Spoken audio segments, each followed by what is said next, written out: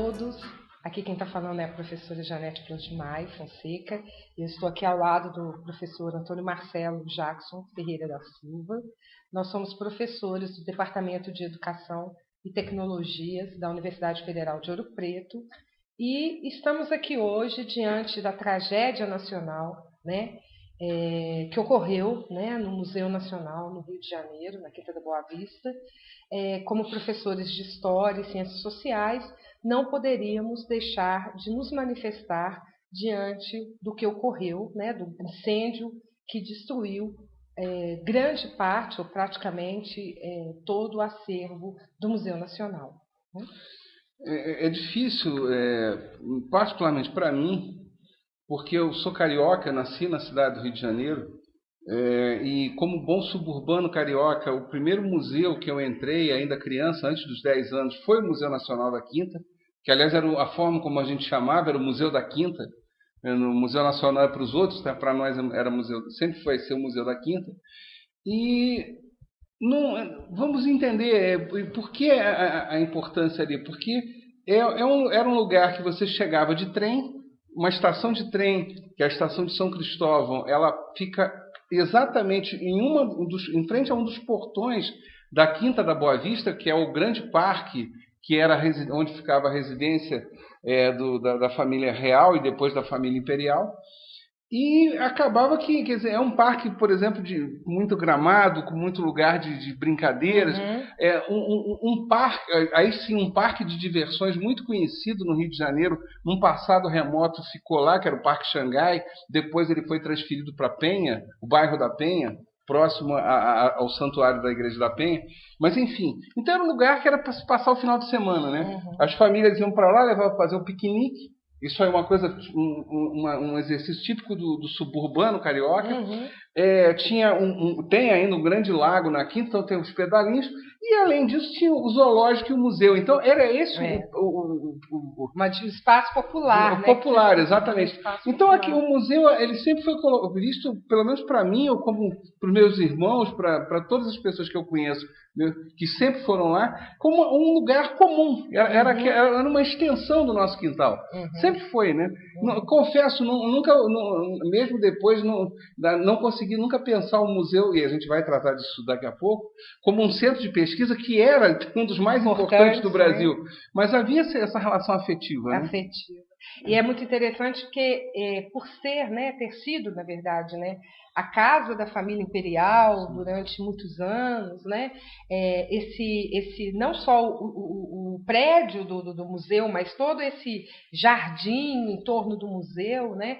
Ele era um lugar, vamos dizer, tem uma suntuosidade, né, e tal.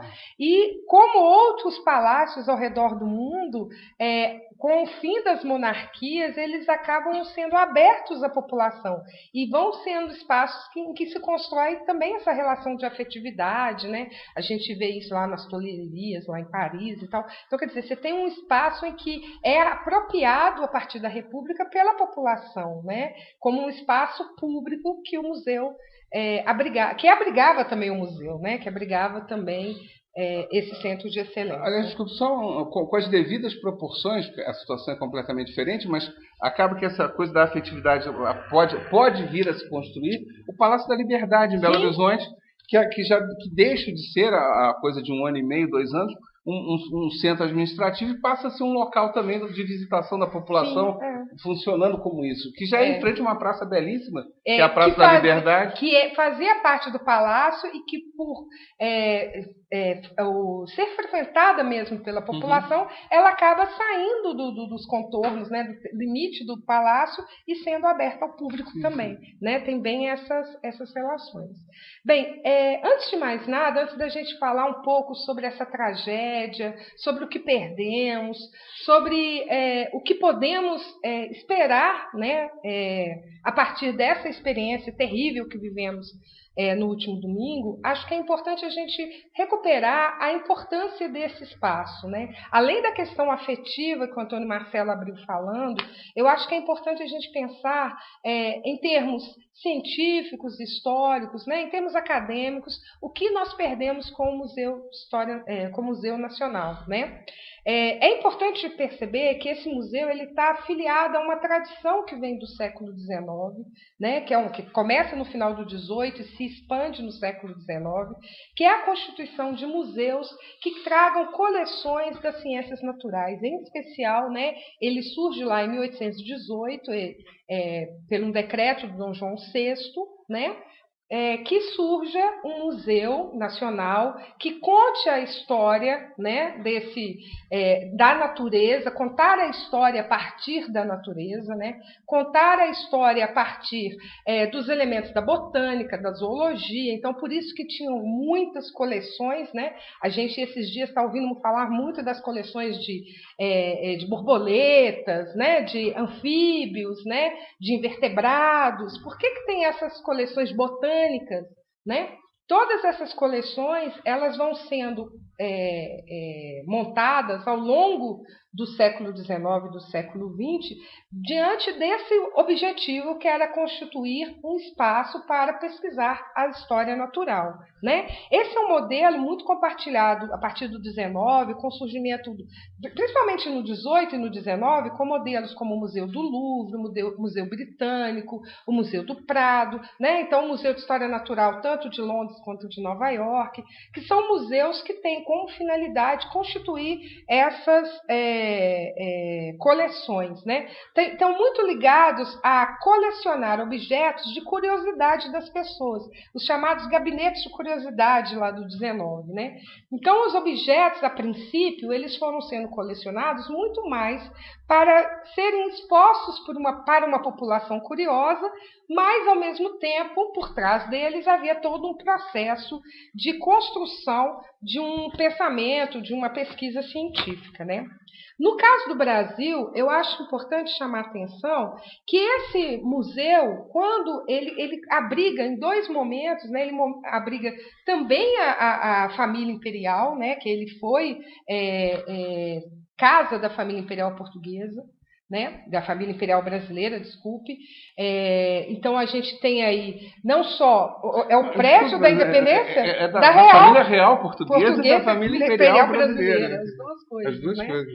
Então ele é um prédio histórico, porque é um prédio em que foi ocupado, né, pelo Dom João VI, Dom Pedro I, Dom Pedro II, né, e toda a corte, né? Então tem essa questão da presença dessa corte nesse espaço, e foi também espaço de constituição dessas ciências, né? Então, por exemplo, depois da independência, nós temos a visita, né, a abertura para a visita de vários cientistas estrangeiros no Brasil. Eles fazem a chamada viagem de formação. Então, para os naturalistas, botânicos, zoólogos, era importante visitar um novo mundo e catalogar essas espécies, né, desconhecidas dos pesquisadores europeus. Essa prática era como se ela completasse a formação desses botânicos, né, desses zoólogos. Na verdade, você não tinha, no metade do 19, você ainda não tem a especialização em biologia, em zoologia, mas você tem os naturalistas, né? Então, à medida que eles visitaram o Brasil, por todos os territórios, interior de Minas, interior da Bahia, né, catalogando esses animais, catalogando as plantas, e aí a gente vê os desenhos, né, os desenhos da botânica, as coleções de borboleta, eles vão ajudando a gente a mapear o que é esse território brasileiro, né, que é um território gigantesco, né, e que, à sua maneira, eles vão contribuindo para que nós possamos conhecer o que temos, né, em termos de flora, em termos de fauna, né, e geologia também é importante o trabalho que eles realizaram. parte desse material, grande parte desse material, estava abrigado no Museu Nacional do Rio de Janeiro, né? As coleções, por exemplo, do Frederic Hart, né? Muita coisa do Franz Post, que foi um desenhista importante do Nordeste, que desenhou o Nordeste, bastante a paisagem nordestina. Temos bastante coisa do Rugendas, enfim, que a gente tem em larga escala no museu, abrigada essa coleção no Museu Nacional. A outra questão que eu acho que é importante é porque logo depois da independência você está constituindo uma nação. E a pergunta que vem é: quem é esse povo que constitui essa nação? O embate que se estabeleceu pós-independência para discutir quem era o povo brasileiro, ou seja, essa investigação por parte dos políticos, por parte da população, por parte da nossa elite intelectual, né? Quer dizer, qual o projeto de nação que vai se construir a partir da independência tem muito a ver com o embate que era travado por esses pesquisadores. E isso se prolongou ao longo do século XIX e ao século XX também, né? Então, em vários momentos, a gente vai encontrar dentro do espaço do Museu Nacional a tentativa de construção dessa nação. Um elemento que eu acho que é importante a gente ressaltar, por exemplo, na segunda metade do século XIX, é que no Segundo Império a gente tem aquela noção de que aquele projeto de construção de um país civilizado, né, aos moldes, isso vai ser encabeçado inclusive pelo Dom Pedro II, no qual as elites científicas elas estão trocando informações, estão intercambiando informações com as elites do mundo afora. O próprio imperador não só incentivava a ciência, como se considerava um cientista, né? Mesmo não sendo profissional, igual ele falava, mas ele participava, por exemplo, de reuniões do Instituto Histórico e Geográfico, participava das defesas, né, e defesas de tese do próprio Museu Nacional. Então, ele frequentava muito esse ambiente. E uma das coisas que facilitou a ampliação do acervo do Museu Nacional foram as viagens do imperador Dom Pedro II, né? Nas quais ele negociou grande parte do acervo que comporia as 20 milhões de peças que o museu tinha, né? Então, a gente vê aí algumas cerâmicas que abrigam, na verdade, múmias, né? Múmias astecas, múmias egípcias. Todo esse acervo grandioso foi conseguido nesse período. E para que nós precisávamos de múmias egípcias no Museu Brasileiro, né? Por que isso tinha importância para aqueles homens, para aqueles cientistas e para essa pergunta de quem é o povo, o que é o povo brasileiro, né? Eu acho que o museu ajuda a pensar um pouco nisso também, né? Só uma adenda, que a Janete é apaixonada pelo Pedro II, e eu vou defender as mulheres. Porque Leopoldina, esposa de Pedro I, também era uma mulher ilustradíssima, e ela também contribui muito, ainda por pouco tempo, para a consolidação das coleções do museu, que já tinha sido criada em 1818, que na época ficava numa região central do Rio de Janeiro, que é o Campo de Santana, somente em 1892 que ele vai para o prédio da Quinta da Boa Vista, e aí, fundamentalmente, Teresa Cristina, a nossa imperatriz, esposa de Pedro II. Essa, então, era de uma ilustração gigantesca, toda a prova. Tanto que várias coleções que existiam no Museu Nacional, lamentavelmente perdidas agora, tinham a chancela de Teresa Cristina. Né? Foi ela que tinha coletou a coleção dela, né? Quer dizer, coleção maravilhosa dela, inclusive. Né? Agora, por trás desse colecionismo está uma perspectiva de pensar essa nação. Né? Muito dessa visão está ligada ao fato de que se acreditava, né, de uma vinculação do nosso passado a esse passado europeu, a esse passado, no caso dos egípcios, que tem a ver com a antiguidade, que é uma antiguidade que reforça a noção de um processo civilizador, né? Obviamente que nós temos várias críticas a fazer nessa visão de nação, essa visão de mundo, né? Mas até mesmo, eu costumo dizer que até mesmo como um elemento de crítica, o museu era extremamente importante, né? Quem visitou o Museu Nacional sabe que existem alas dele que eram completamente oitocentistas, completamente com a cara do século XIX, né? Aquele mapeamento, a tentativa de um mapeamento que muitas vezes não refletia muito mais o olhar do cientista, que obviamente, né, do que propriamente as comunidades que estavam ali representadas. Mas esses sentidos do museu também contam a história da ciência dentro do país, né? De como a nossa ciência estava atrelada a alguns valores, algumas ideias, né? Dentro do próprio museu que se estabeleceu o debate entre as teorias raciais, por exemplo, em que eles tentavam mostrar, eu até coloquei essa imagem para vocês, através da craniologia, né, que existiam cientistas dentro do museu que discutiam teorias raciais em que tentavam provar, através da medição de crânios, né, que existiam raças superiores e inferiores. Por outro lado, é também dentro do museu que crescem os estudos de etnologia, de antropologia, né, em diálogo com o culturalismo futuramente nos anos 30, dos Franz Boas, que vão trazer o quê? Toda uma discussão sobre a existência de diversidades culturais, né, de multiculturalismo. Quer dizer, esses embates se estabelecem dentro de um lugar de pesquisa, de um lugar de investimento em pesquisa e de um lugar também de memória, né?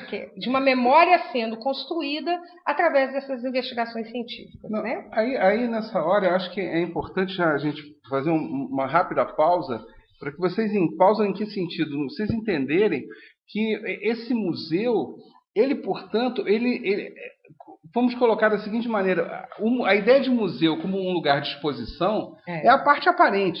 Mas tal qual um iceberg, isso era 10%. Uhum. Né? Quer dizer, então, já na sua origem, já em 1818, ao longo do 19, nas primeiras décadas do século XX, o que é o Museu de História Natural, que era esse o seu nome oficial, né? O nome original, e né? o objetivo dele, né? etc. Era um local de pesquisa, tá? Sempre foi. Quer dizer, então, ele é pesquisa antes de tudo e desde o início. Né? É um lugar, como o Janete chama a atenção, que passa por uma ideia de construção de nação, Sim. uma ideia do cientificismo do século XIX, aqui nove fora qualquer crítica que a gente possa ter, mas isso então é histórico, né? Coloca que o Brasil está antenado com todas as discussões que estão acontecendo em diversas partes do mundo. É o local onde aparece não apenas a discussão etnográfica, mas é o que vai dar base mais à frente. É o primeiro grande curso, e um dos melhores do Brasil e do mundo, de antropologia social, que é o mestrado e doutorado. Aliás, também não nos esqueçamos, é uma outra característica do Museu Nacional desde o século XIX. Vocês encontrariam documentos já de 1860, 1870, onde, por exemplo, eram dados cursos, inclusive vários abertos à população. Quer dizer, qualquer um podia chegar lá para assistir, para estudar. Ou seja, o Museu Nacional, então, é um museu, é um centro de pesquisa, é uma escola também, desde o início. Exato. Nesse momento, por exemplo, que nós estamos pranteando o incêndio, nós tínhamos 500 alunos lá. Né? Não é qualquer coisa. Né? É uma coisa bem razoável. Tá? Eram 90 professores, 500 alunos, de 5 ou 6 cursos diferentes. Tá? Antropologia social, botânica, zootecnia, tinham vários cursos ali. Né? Que vão colocando aquele prédio que acabou ficar a partir de 1892, onde passou sendo a sede do Museu de História Natural, como sendo um local que não era qualquer coisa. E aí, por isso, volto à minha frase de 3 minutos atrás. A ideia de museu era a ponta do iceberg. É a ponta do iceberg. Era o de menos, no final das contas. Existiram até projetos importantes, tanto que até hoje, né, existe a questão do setor educativo do museu, que é um setor muito atuante, que com vários projetos relacionados com escolas. Eu já tive a oportunidade de ir várias vezes ao museu com os meus alunos, que eram estudantes do curso de História. Então, a formação de professores, a formação de alunos, nos anos 30, a gente tem a atuação do Roquete Pinto como diretor do museu, né? E durante esse período há uma aproximação com as escolas, né, para formar, fazer essas oficinas com os alunos. Os alunos das escolas públicas do Rio de Janeiro participavam da coleta de acervo para o museu. Quer dizer, você cria um link, né, uma ligação afetiva com o museu, mas também você cria um espaço de formação de pesquisador, porque quando você trabalha com pesquisa com criança, você desenvolve na criança o desejo de pesquisar, né? Então, há que se falar, né, que muita bobagem tem sido dita em relação ao museu, e uma das coisas que normalmente se fala do museu, dos museus, né, não é nem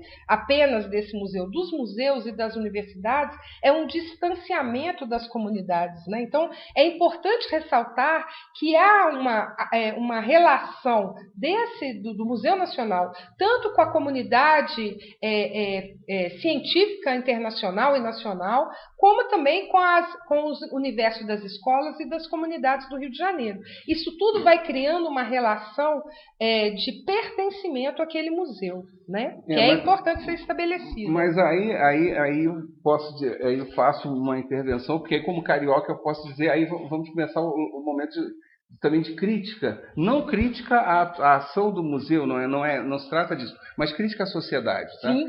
Por quê? Porque o Museu Nacional, tentem vocês imaginar, vamos lembrar o seguinte, a sociedade brasileira e a sociedade carioca não é diferente disso, lamentavelmente, muito pelo contrário. Ela tem características que são aristocráticas, sim, racistas, né?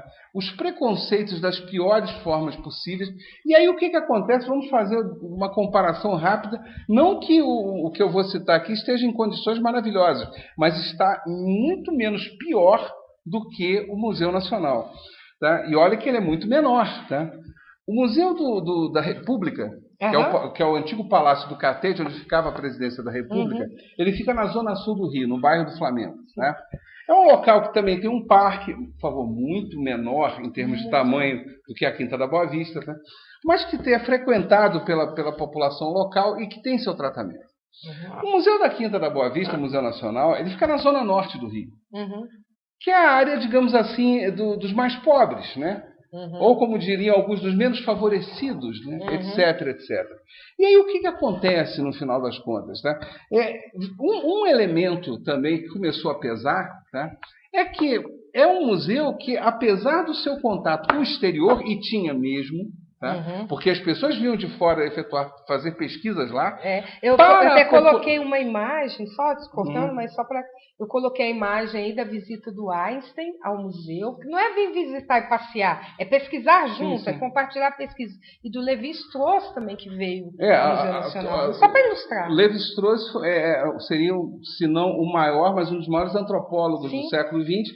E a coleção que ele faz de artefatos indígenas era dividida fundamentalmente em dois museus. O Museu Jacques Chirac em Paris e o Museu Nacional do Rio de Janeiro. Metade dessa coleção acabou foi embora. Tá? Só para vocês entenderem o tamanho do prejuízo. Tá? Mas só em relação ao Lévi-Strauss, para não falar dos demais. Mas vamos voltar ao ponto que eu estava tratando. Então, apesar desse contato com o exterior, apesar de ter vínculo, é um museu da Zona Norte. É um museu da Zona Norte. É um museu, portanto, da turma que é mais pobre. Então, dentro da nossa lógica perversa aristocrática, não era também um museu que merecesse tanta atenção. E aí é um problema, tá? Que, apesar de ser um centro de pesquisa desde o início, apesar de ser uma escola desde o início, ele acaba, em 1946, fazendo parte, sendo administrado pela então Universidade do Brasil, que mais à frente vai se chamar Universidade Federal do Rio de Janeiro, ou UFRJ. E aí é um outro ponto, depois a Janete vai abordar com mais detalhes, mas eu já chamo a atenção para isso, que olha o tamanho da encrenca. Eu tenho, de um lado, ali, uma universidade pública administrando o museu, mas é uma universidade que ela tem que ser universidade, ela tem hospitais, porque a UFRJ tem mais de um hospital, ela tem museus, ela tem, enfim, que dá conta com o mesmo orçamento de uma série de coisas. E parte e sejamos muito sinceros, boa parte dessas ações são ações, acho que a exceção do Colégio de Aplicação da UFRJ, que é um colégio para ensino fundamental e médio, que fica no bairro do Jardim Botânico, no Rio, portanto, zona sul do Rio de Janeiro, tá?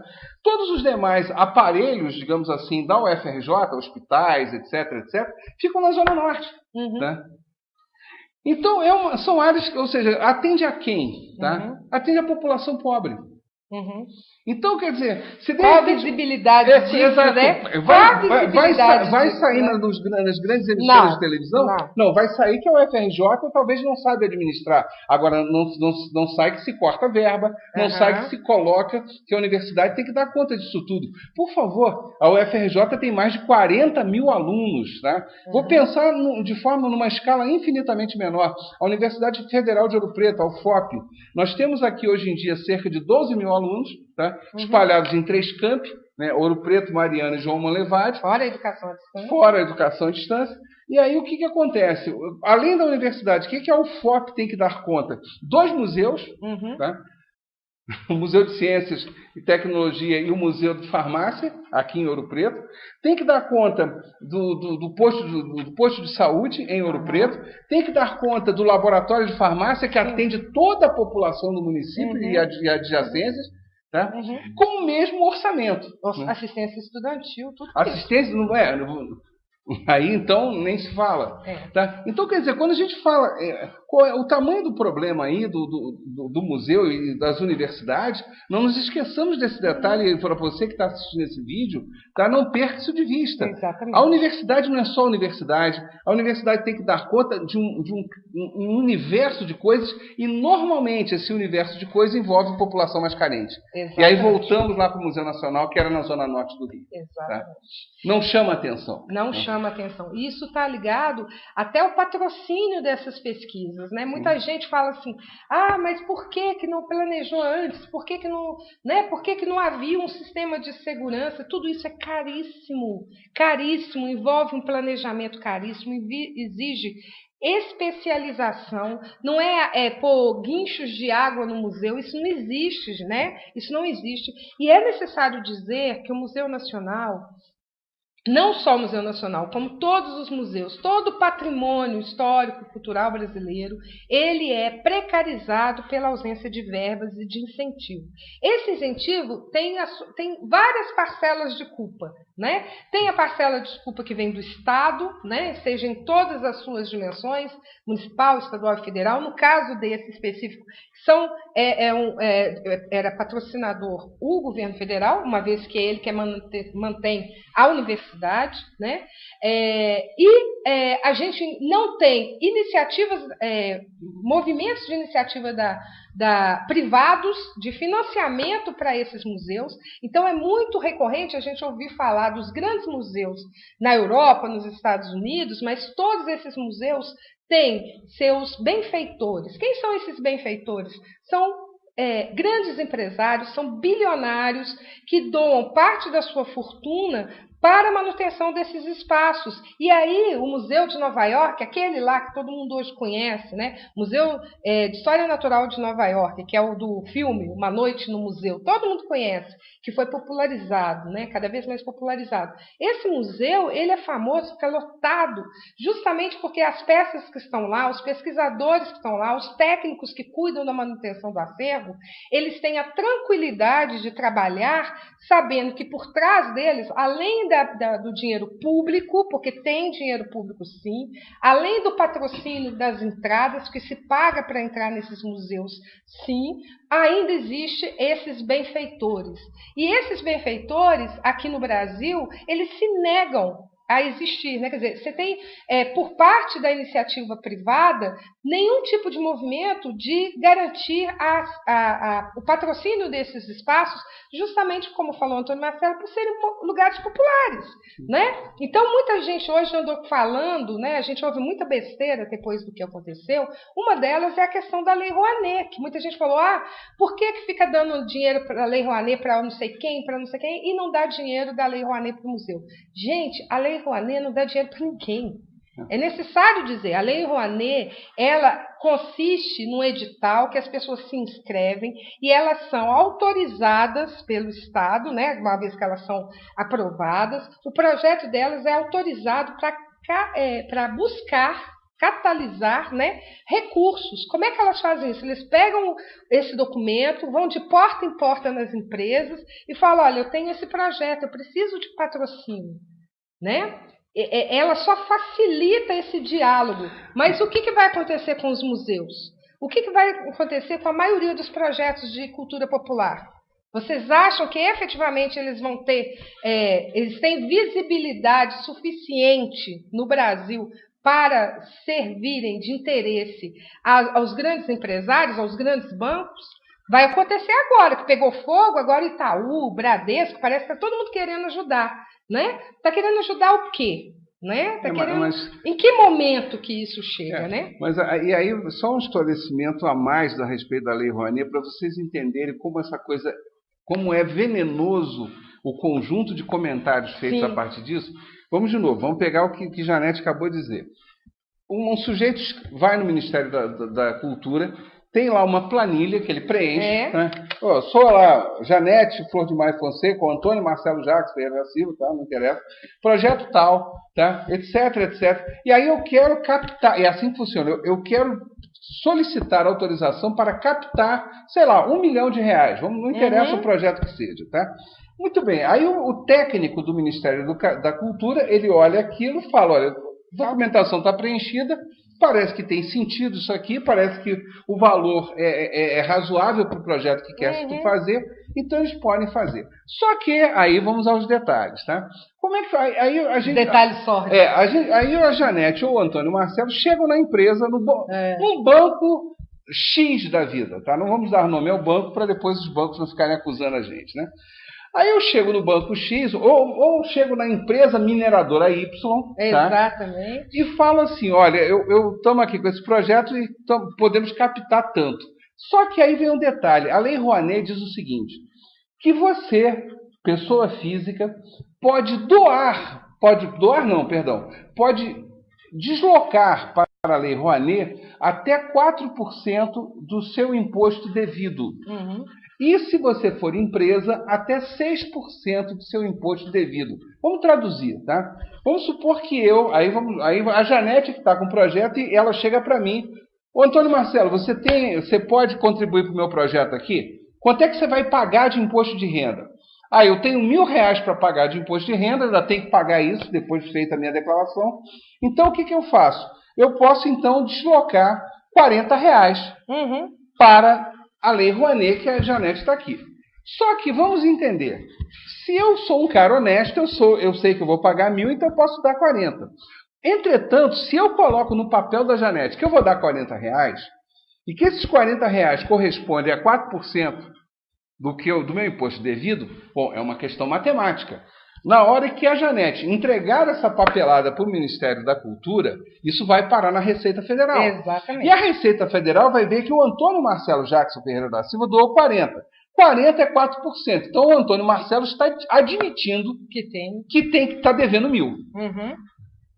Se o Antônio Marcelo for honesto, ok. Agora vamos imaginar que o Antônio Marcelo fosse desonesto. Eu quero sonegar imposto. Tá? Aí a Janete chega para mim e fala, você pode então fazer, ao invés de pagar imposto de renda, você pode depositar, transferir esse dinheiro para cá? Eu vou pensar, peraí, se eu der 40, eu estou assumindo para a Receita Federal que eu devo 1.000. Então eu não vou dar 40, vou dar 20. Porque oficialmente eu vou dizer que eu estou devendo só 500, que eu vou sonegar 500.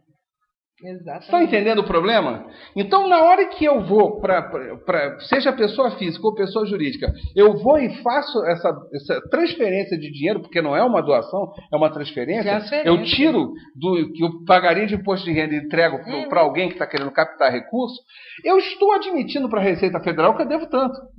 E aí o banco X, banco Y, mineradora K, empresa de televisão Beta, o que eles pensam? Peraí, se eu queria sonegar, e aí nessa eu vou doar, e se eu transferir, eu vou admitir que eu devo tanto, Eu vou mandar essa transferência para o Museu Nacional, que apenas nos últimos 10 anos tinha 7 projetos de lei Rouanet, aonde nenhum deles, nenhum banco, nenhuma empresa de televisão, nenhuma mineradora, ninguém deu um centavo.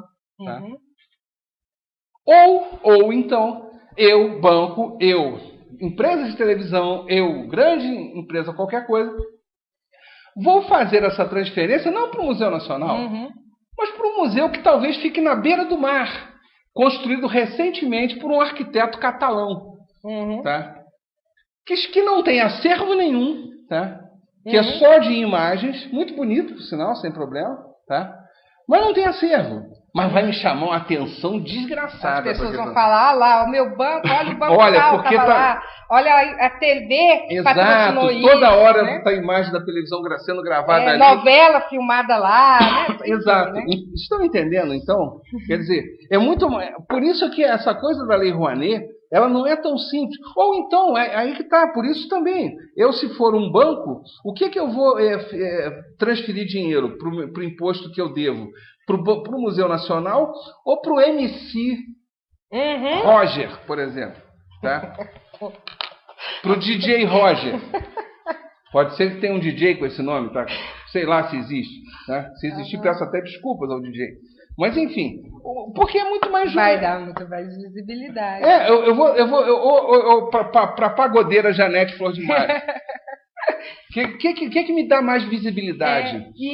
É necessário romper, eu acho que essa fala da doutora Marcela é precisa, porque é o seguinte, é preciso romper com essa ideia, que se espalha maldosamente, com objetivos escusos, né, de que a Lei Rouanet é tirar dinheiro do governo para patrocinar esse tipo de coisa. Né? Então, quer dizer, é toda uma manipulação da informação, porque principalmente agora que o museu pegou fogo, tem que ter culpados. E os verdadeiros culpados, que somos, na verdade, todos nós, né? Porque eu acho que a sociedade brasileira é culpada do que aconteceu, o Estado e a sociedade brasileira, agora vão procurar aquele indivíduo, né? Um indivíduo que pode ser, ou, como sempre, de novo, a universidade, né?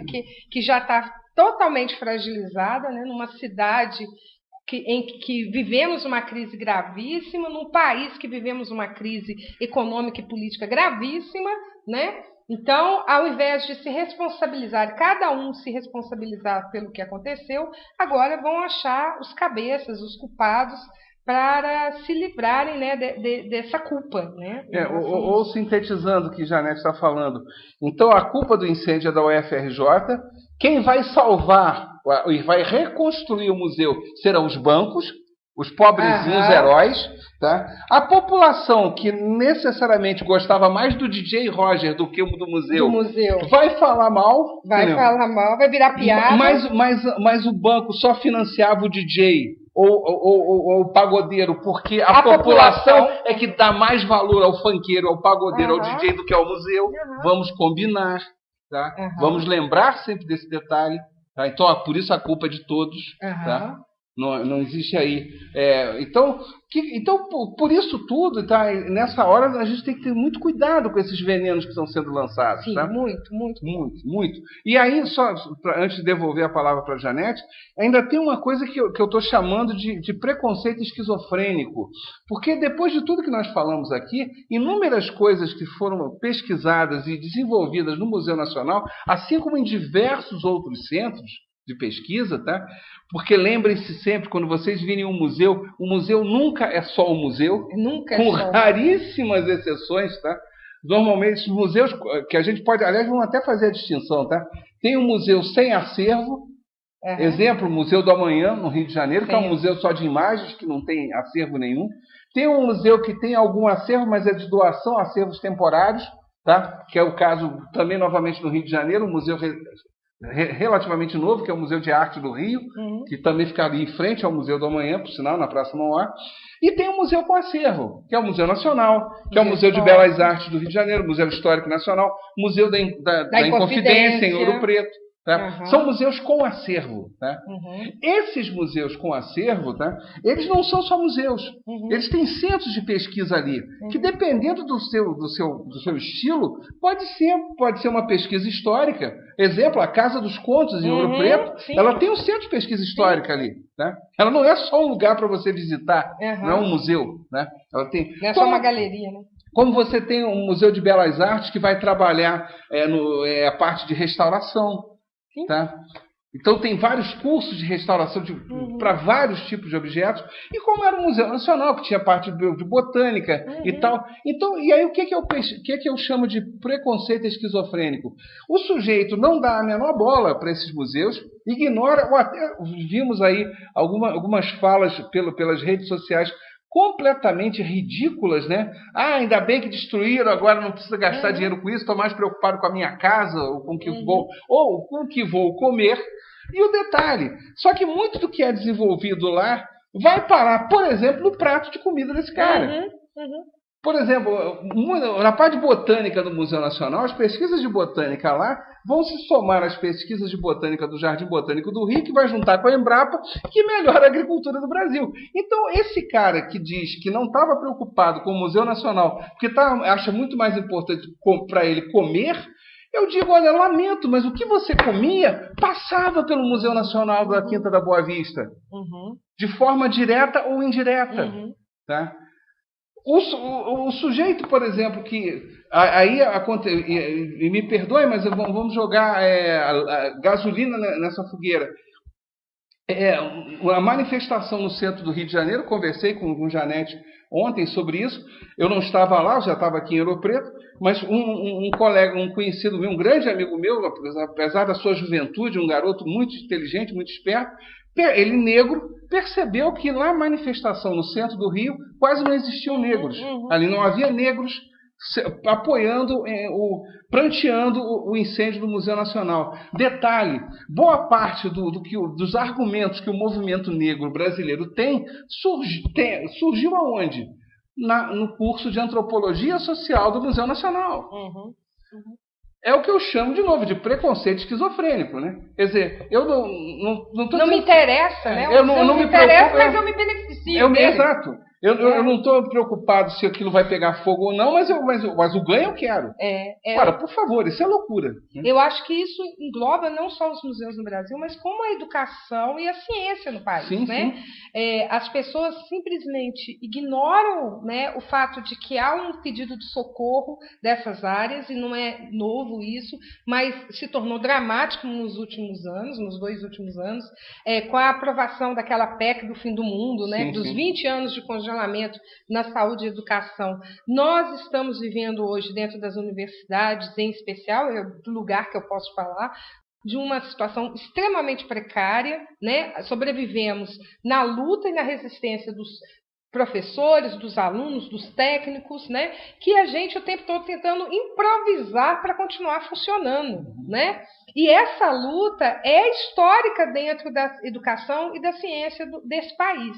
E quando o museu pegava fogo domingo, e a gente via pelas redes sociais o desespero, no meu caso específico, eu tenho um grande conjunto de amigos que são, né, da história, por eu ser historiadora, então vários amigos da história, vendo o desespero dessas pessoas diante daquilo, a pergunta que ficava, a revolta que nos dava, e a pergunta que nós nos fazíamos é: o que efetivamente esse país quer ser, né? Quer dizer, a pergunta é, quando a gente vê um museu daquele pegando fogo, é mais do que os objetos que estão ali colocados, o significado daqueles objetos e também a luta das pessoas que montaram esses 200 anos, foram 200 anos de luta, né?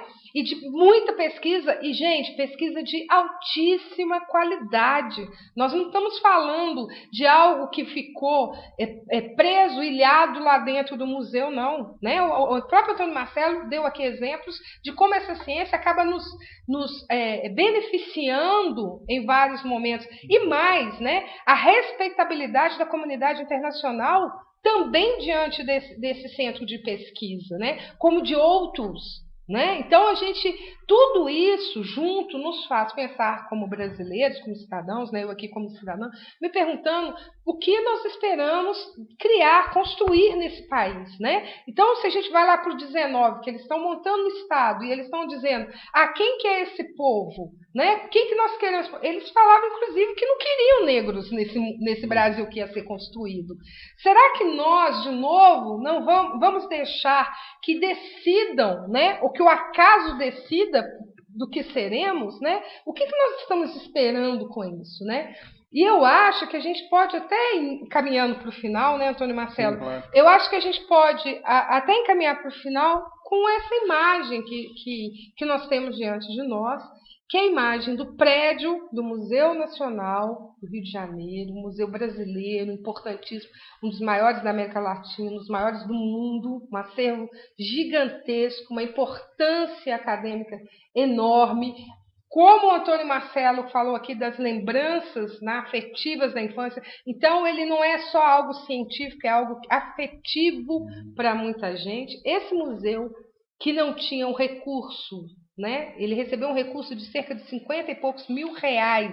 Precisava de 500 mil. Até junho e julho ele tinha recebido 52 mil. Ele teve um decréscimo de 500 para 200. Até esse ano ele recebeu 50 e poucos mil reais para se manter ao lado de um estádio do Maracanã, cuja obra de reformulação custou R$1 bilhão. Né? Então, eu acho que é um paradoxo do qual nós devemos nos debruçar e pensar que país nós queremos construir. Né? Eu acho que essa imagem ela é muito representativa desse momento de reflexão que a gente tem que se propor a fazer.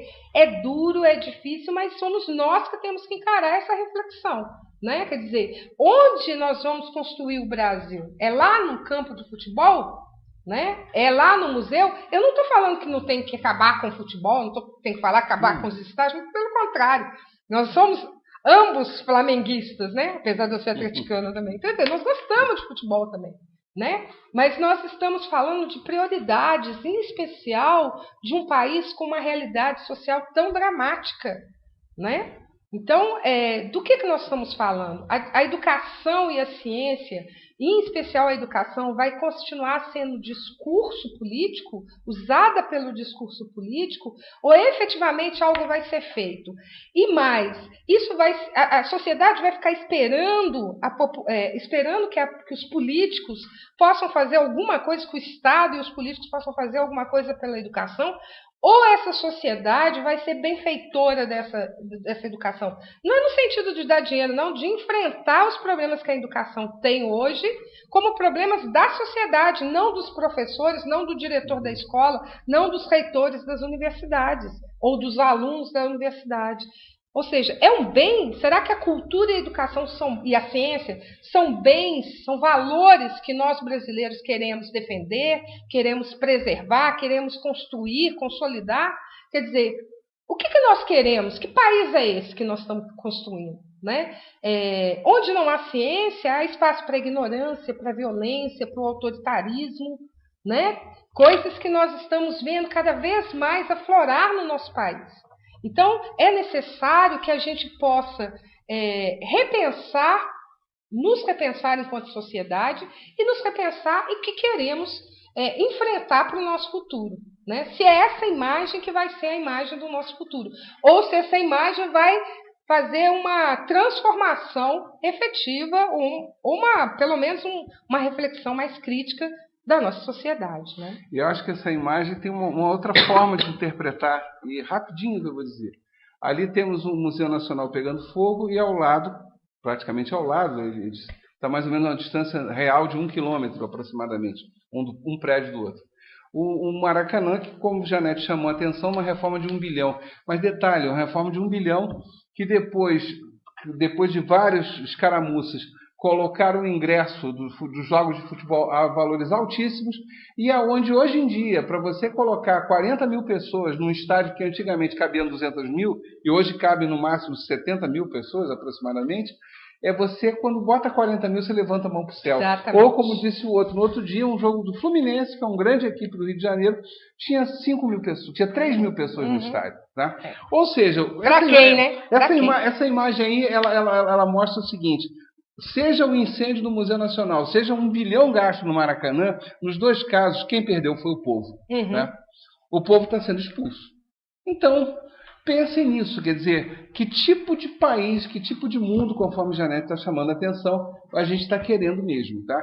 Ou a gente entende que isso é nosso e a gente tem que cuidar com unhas e dentes, ou a gente entende que é nosso porque nos beneficiamos das pesquisas que são realizadas lá, lembre-se sempre disso, tá? Um museu nunca é só um museu. Tá? Um jardim botânico nunca é só um jardim botânico. Exato. Um jardim zoológico nunca é apenas um jardim zoológico. É muito mais do que isso. Uma universidade tá? não é só uma sala de aula. Não é só uma sala de aula. Tá?